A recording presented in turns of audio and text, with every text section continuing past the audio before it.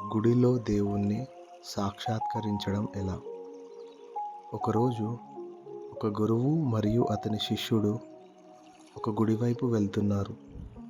అప్పుడు శిష్యుడు గుడిపైన చెక్కిన అద్భుతమైన శృంగార విగ్రహాలను చూస్తూ గురువుగారితో ఇలా అన్నాడు: స్వామి, ఈ విగ్రహాలు కేవలం జనాలకు అవగాహన కల్పించడానికి మాత్రమే చెక్కారా అని.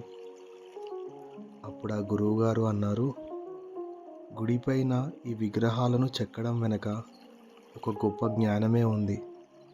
అది ఏంటంటే, ఈ శరీరం నాది, కానీ నేను ఈ శరీరాన్ని మాత్రం కాదు. అలాగే ఈ మనసు నాది, కానీ నేను ఈ మనసు మాత్రమే కాదు. శరీరంతో మరియు మనసుతో అనుభవించే అనుభూతులను గుడి బయట వదిలి లోనికి వచ్చినప్పుడే నీకు గుడిలోని దేవుడు సాక్షాత్కరించగలడు.